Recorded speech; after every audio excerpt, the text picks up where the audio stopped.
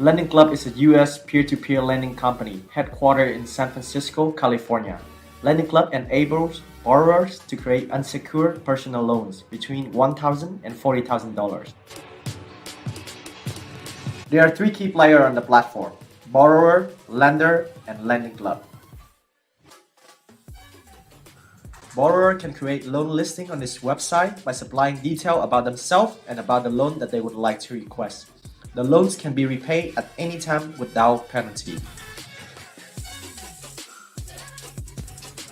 Investor can search and browse the loan listing on Lending Club and select the loan that they would like to invest based on the information supplied about the borrower. Investor make money from interest. Lending Club make money by charging origination fees and service fees. In order to measure borrower creditworthy, Lending Club assign credit grade based on the borrower credit score, credit history, design loan amount, and the borrower debt to income ratio.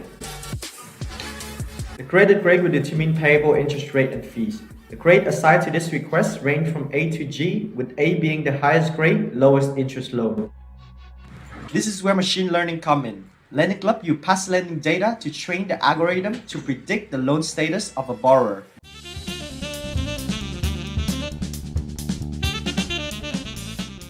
Scikit-learn is an open source library in Python that provides many supervised and unsupervised machine learning algorithms. It is built up on the technology that you might already be familiar with, like NumPy, Panda, and Matplotlib. History Lesson 101. The Scikit-learn was originally called Scikit.learn, a Google Summer of Code project by David Canapel. The Scikit part of the name stems from the notion that is it a Scikit, SciPy toolkit? Since its establishment in 2007, it has become a well-loved and well-documented machine learning library. Why Scikit-learn is the best library for our task is it because that it had a wide range of tools, including everything from dataset loading and manipulations to pre-processing pipeline and performance metric. More than this, there are a vast collection of machine learning algorithms that are super easy to implement. Scikit-learn will allow us to experiment different models at different hyperparameters and see which one is optimal to tackle our problem.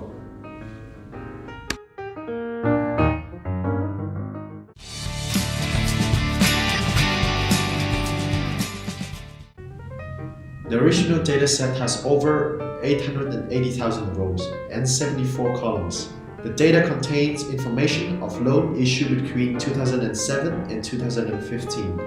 Each record also shows whether the loan was repaid or default. This is our target variable. The variable can be broadly divided into three categories: information related to the actual loan, previous credit and transactional data, and customer demographic. As there are a large number of categories in the target variable, many are consolidated in order to make this a simpler classification problem. The defaulters are defined as customer with loan status as default, late 31 to 120 days, late 16 to 30 days, charge off, and status charge off. After redesigning the target variable, we notice that the data is quite unbalanced with only 6% in the default record.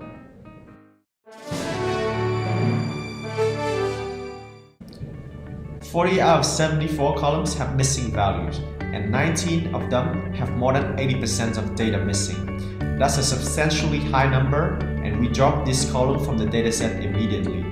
After removing the missing data, default label in the training data increased slightly to 7%.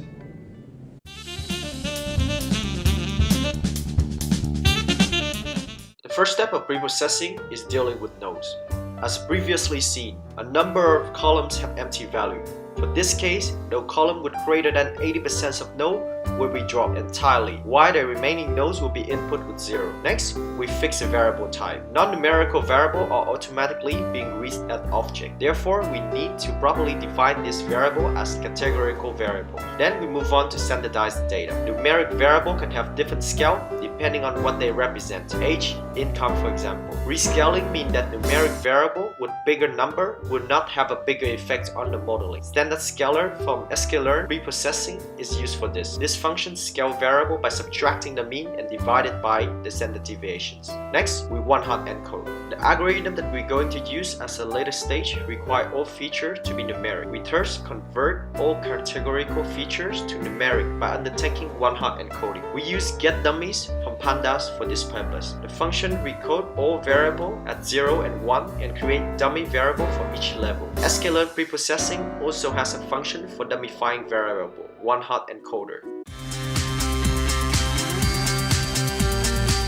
Cross-validation is a crucial step to check the stability of the model and to validate that the model performs well when extended to new data.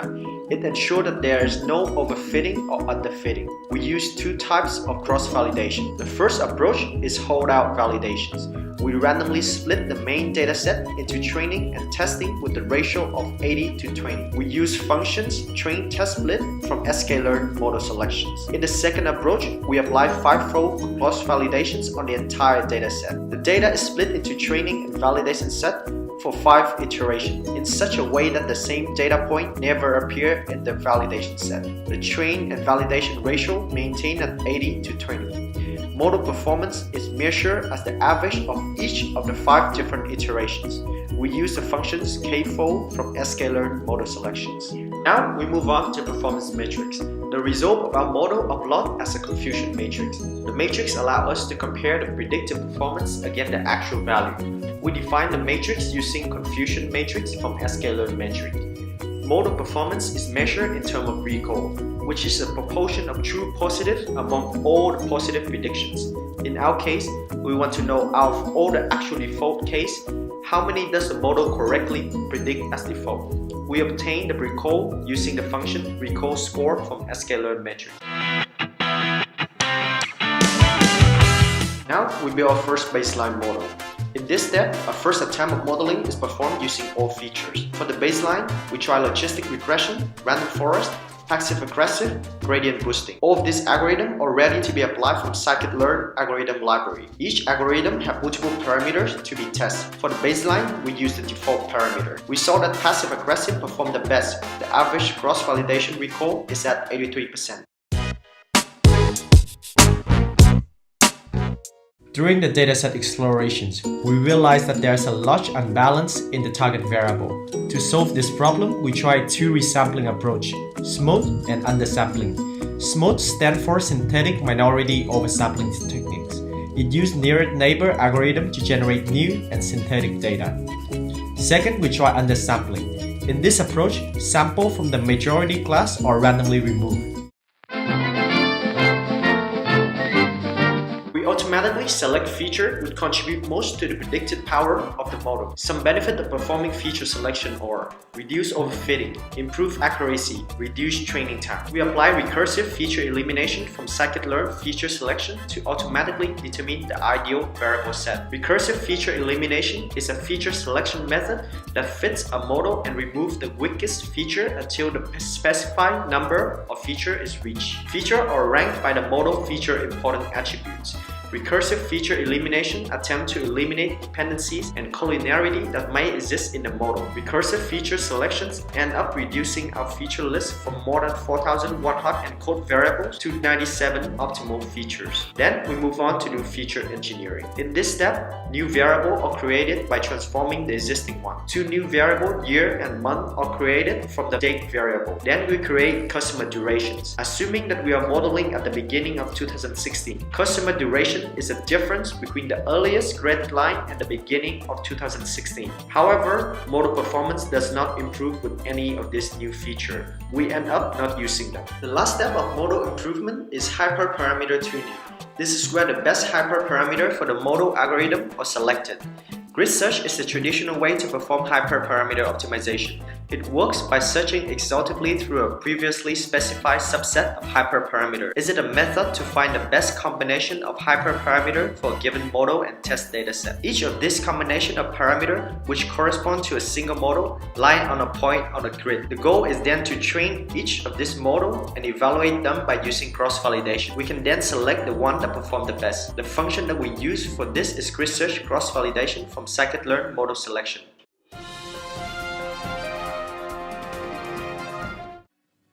After trying several different algorithms and iteration on unseen data, we conclude that passive-aggressive classifier with oversampling is our best performing model. Our final model has a recall of 94%.